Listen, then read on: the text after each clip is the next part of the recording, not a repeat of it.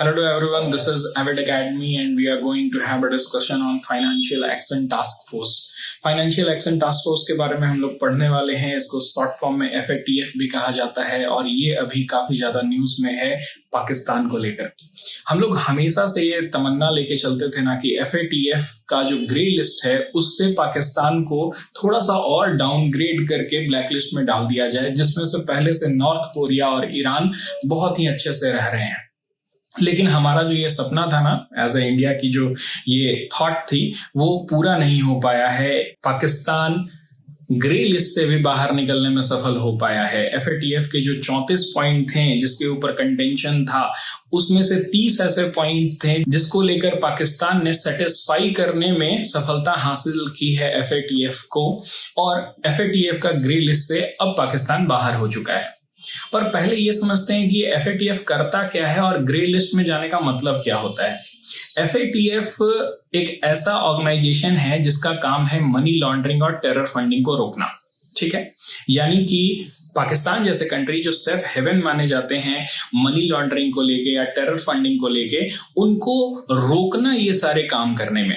और of course we all know कि पाकिस्तान का जो प्लेस है वो ग्रे लिस्ट में नहीं, वो ब्लैक लिस्ट में था।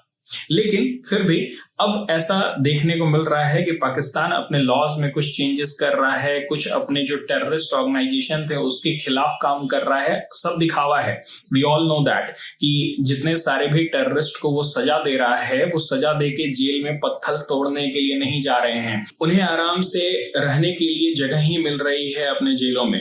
तो पॉइंट ये है कि एक दिखावा पाकिस्तान जो करना चाह रहा था, FATF ऑर्गेनाइजेशन को जो ये दिखाना चाह रहा था कि हाँ वो एक्ट करना चाह रहा है टेररिज्म के खिलाफ, वो दिखाने में वो सफल हो गया है और इसी का कारण ये है कि उसे ग्रे लिस्ट से बाहर निकाल दिया गया है।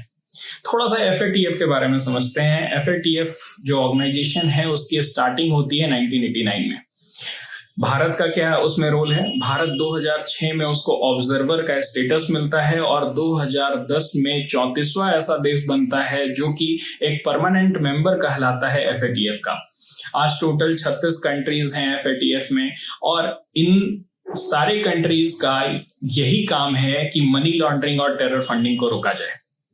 ओके, नाउ ऑफ कोर्स ये इतना भी ज्यादा इफेक्टिव ऑर्गेनाइजेशन नहीं है क्योंकि मनी लॉन्ड्रिंग और टेरर फंडिंग हो रहा है, इसमें कोई दो राहे है नहीं।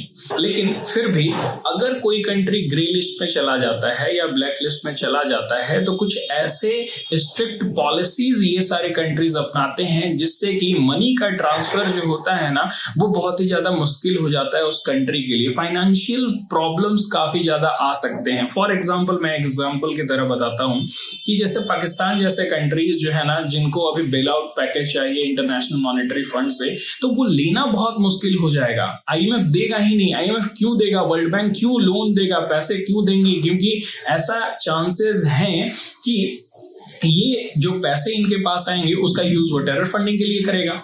गॉट इट ना?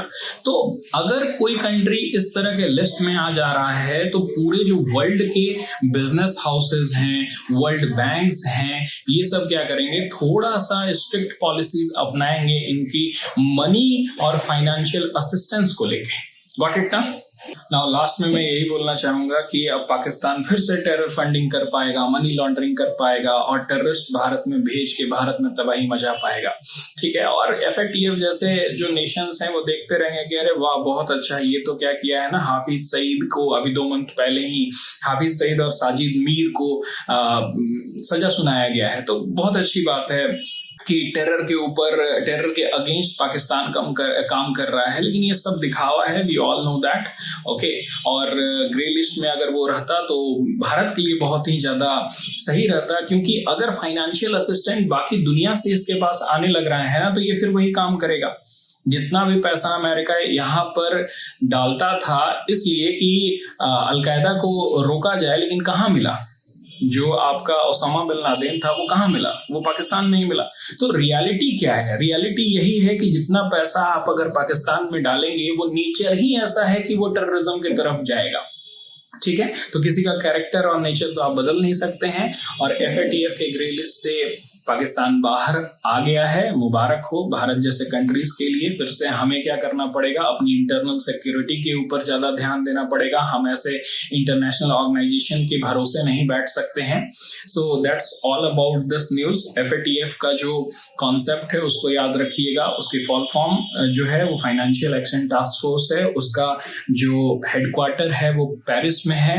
उसका जो ऑर्गेनाइजेशन का स्टार्टअप है वो 1989 में है। भारत कब उसका ऑब्जर्वर बना, कब उसका मेंबर बना, ये सारे आपके UPSC के लिए इंपॉर्टेंट हो जाते हैं, प्रीलिम्स के लिए इंपॉर्टेंट हो जाते हैं।